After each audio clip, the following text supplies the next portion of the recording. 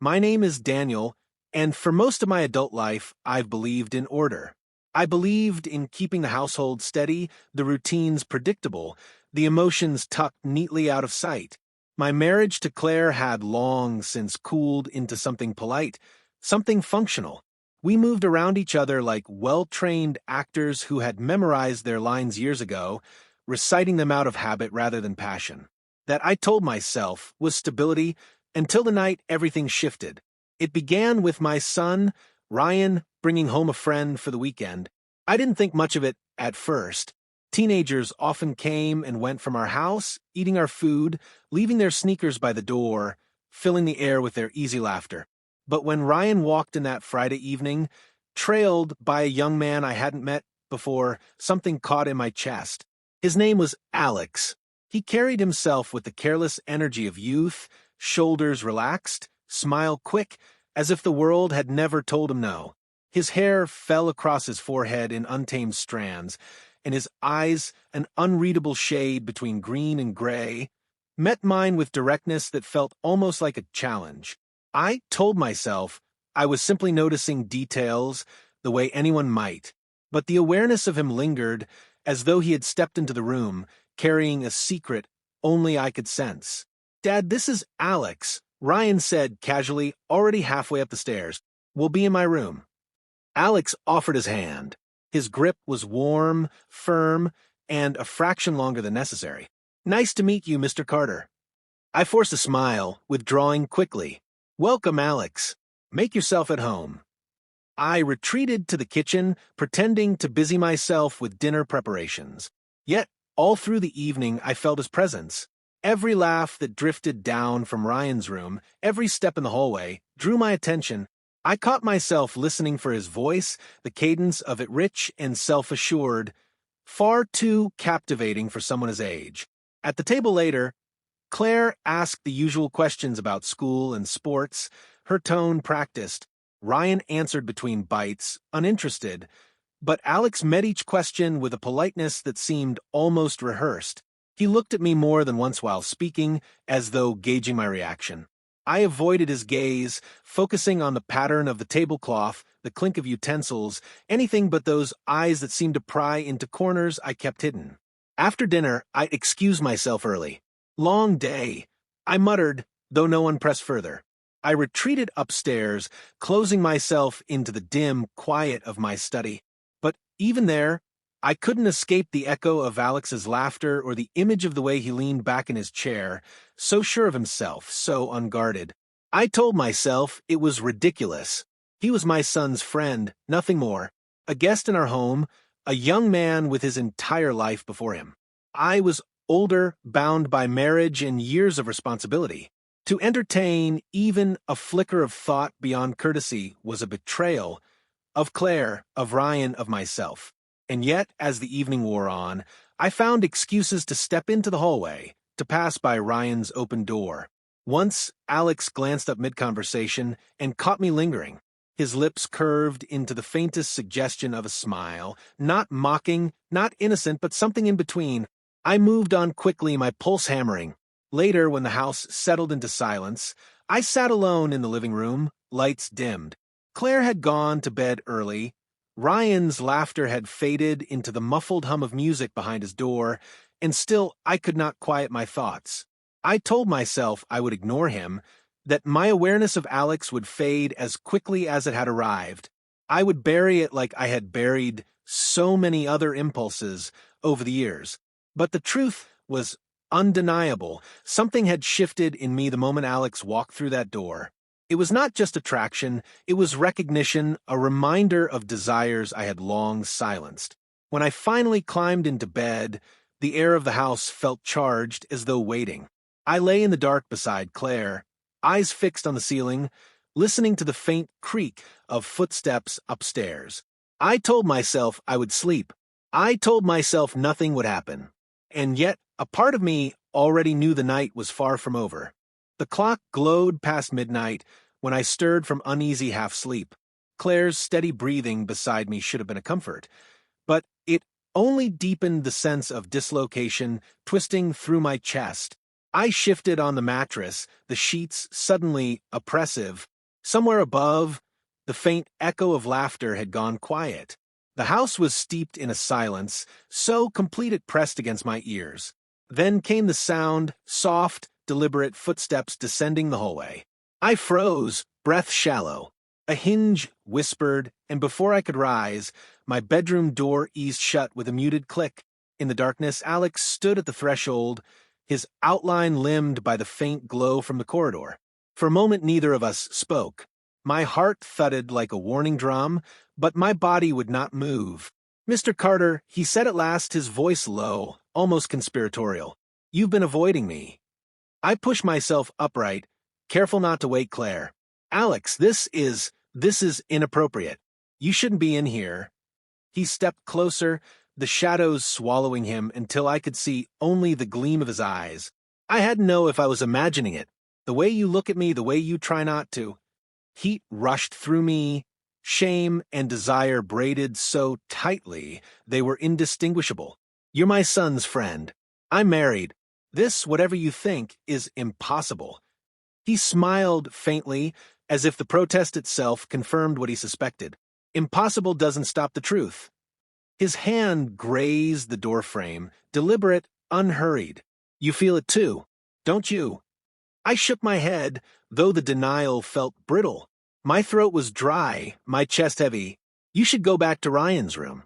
If anyone finds you here—" But Alex didn't retreat. Instead, he crossed the carpet in 2 quiet strides until he stood beside the bed. The air between us vibrated, electric, charged with a tension I could neither dispel nor surrender to without consequence. "Daniel," he said, dropping the formality, his tone soft but steady. Hearing my name in his mouth sent a shiver through me. "I'm not afraid. Why are you?" I opened my mouth, searching for reason, for authority, for some anchor in the storm. "Because I know what this means," I whispered. "I know what it would destroy, or what it could awaken." His hand brushed my arm, light as breath, yet incendiary. My skin burned where he touched me, nerves firing as though alive for the first time in years. I should have pulled away. Every rational part of me screamed to end it, to send him back down the hall, to lock the door and bury this night in silence. But his nearness dissolved the distance I had built around myself for decades. His youth, his fearlessness, his unflinching honesty, they stripped me of defenses I hadn't realized I still carried. I whispered his name, a broken admission, and in that sound lay the surrender he had been waiting for. Alex leaned in, the space between us vanishing. The kiss, when it came, was not reckless but deliberate, steady, a seal upon the unspoken bond that had been tightening all evening. My pulse surged, my mind fractured between terror and exhilaration. In that instant, the world outside the room ceased to exist. I clutched at the remnants of reason. If Ryan knew, if Claire. He silenced me with a look steady and resolute. "No one has to know. This is ours." The words struck deep, not just as reassurance, but as temptation. A secret, a flame hidden in darkness. And against every vow, every conviction I had lived by, I let myself believe him. When the weight of choice lifted, desire flooded in its place. The walls I had so carefully built crumbled, leaving me exposed, vulnerable, alive.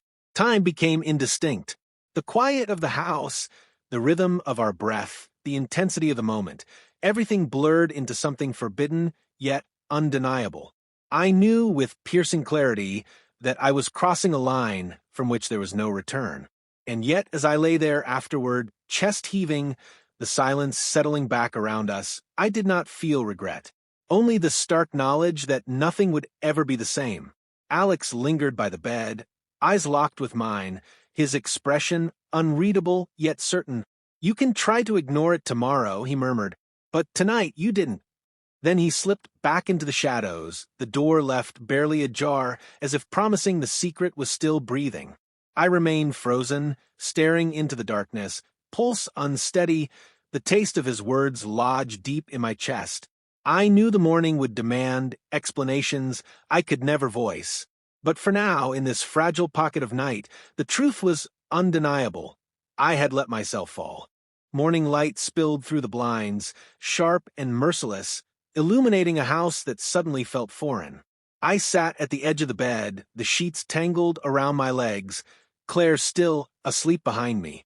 Her presence, once a dull comfort, now pressed like a weight against my shoulders. Every breath I drew was heavy with the memory of what I had done, and the unshakable truth that I had wanted it. In the kitchen, the clatter of dishes signaled Ryan and Alex were already awake. I forced myself into motion, each step dragging under the burden of guilt. When I entered, Ryan barely looked up from his cereal, muttering something about plans with friends later. Alex, however, lifted his gaze at once. His eyes found mine, steady and deliberate, a private reminder of the night that still burned beneath my skin. I averted my face, reaching for the coffee pot with trembling hands.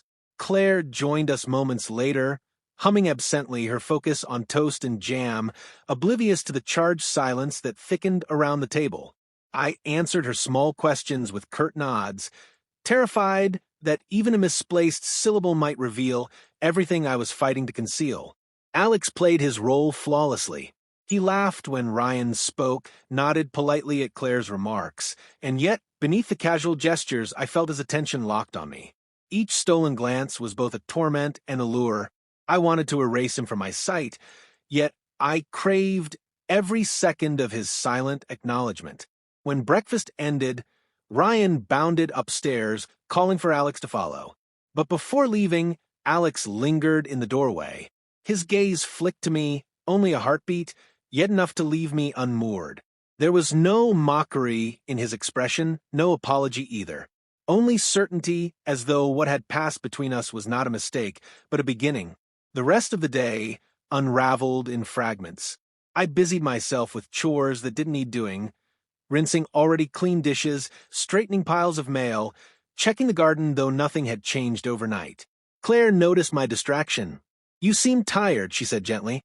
I lied, claiming work had been stressful, though in truth I could hardly hear her over the roar of my own conscience. By evening, Ryan announced that he and Alex would be heading out. The relief that washed over me was immediate, though poisoned with its opposite, an ache at the thought of him leaving. When Alex stepped outside, he glanced back one last time, his eyes catching mine across the fading light. That look clung to me long after their voices vanished down the street. Later, Claire settled beside me on the couch, television flickering, her hand resting absent-mindedly against my arm. The gesture, once familiar, now felt like a test. I should have leaned into her touch, should have reclaimed the simplicity of our life together. Instead, my mind wandered to the secret I now carried, the heat of Alex's breath, the certainty in his words, the undeniable sense of awakening he had stirred. When the house finally grew quiet again, I retreated to my study, staring at the closed door as though it might open once more. The memory of last night lingered like a shadow I could neither banish nor embrace fully. I told myself it was over. A single night of weakness, a reckless act that must never be repeated. Yet, deep within, I knew better. The line I had crossed was permanent, etched into me. No confession could undo it, no silence could erase it. As the hours slipped past, I remained at my desk, hands clasped, staring into the dark. My life had not collapsed, not yet. Claire remained unsuspecting, Ryan oblivious, the household intact on the surface. But within me, fault lines spread wider with every thought of Alex. When I finally rose to leave the room, my gaze lingered on the door once more. Closed, still, but alive in memory. The night had not ended, it had only begun. The weekend ended with the same deceptive normalcy that had always cloaked our household. Ryan and Alex returned late Sunday afternoon, tossing their backpacks by the door, their laughter echoing through the hall, as if nothing at all had shifted beneath the surface. But for me, every sound was sharper, every glance heavier, every ordinary detail weighted with the memory of what I carried inside. Claire prepared dinner while I hovered nearby, pretending to help but distracted at every turn. I caught Alex watching me once across the kitchen counter, his eyes steady, unbothered, as though daring me to look back. I didn't. My hand trembled as I passed Claire a knife, and I muttered something about needing air. Outside, the evening settled with a deceptive calm. The garden smelled of cut grass, the sky bruised purple with oncoming dusk. I stood there alone, gripping the railing of the porch, willing my breath to even out. It should have been simple. I was the adult, the husband, the father. Yet my thoughts were a battlefield, torn between guilt and the magnetic pull of a night I could neither regret nor escape. When dinner was served, conversation drifted easily between Ryan and Alex.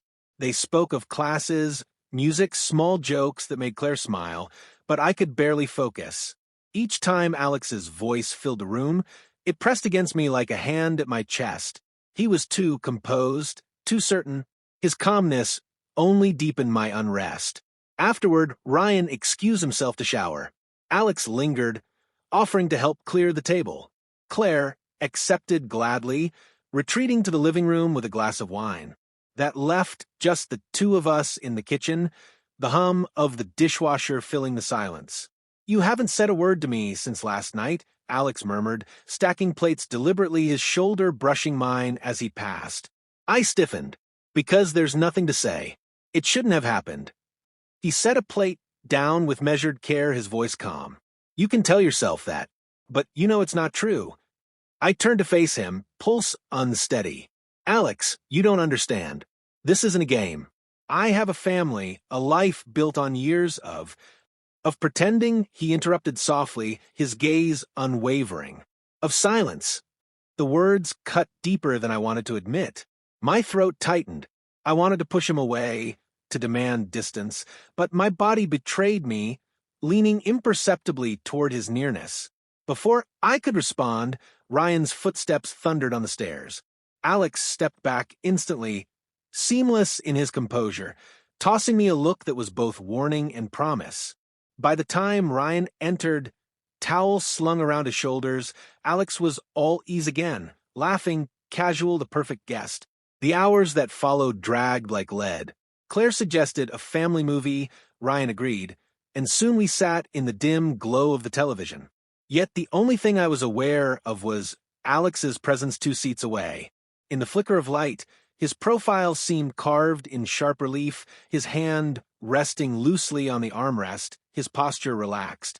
I forced myself to focus on the screen, though the story unfolding there meant nothing. When the movie ended, Ryan yawned and announced he was heading to bed. Claire followed soon after, gathering her glass, kissing my cheek with habitual warmth that felt more foreign than ever. Within minutes, the house fell into its nightly hush once more. I remained on the couch, motionless, my mind unraveling. Then Alex reappeared at the edge of the room, silent, watchful. He didn't move closer, didn't speak. He only stood there, as though asking me to decide. The quiet stretch taut between us. Finally, he tilted his head slightly, a gesture that was neither question nor command, but something in between. And in that instant, I realized the choice I thought I had made, the decision to bury the night we shared, was dissolving. The story wasn't ending. It was only gathering strength.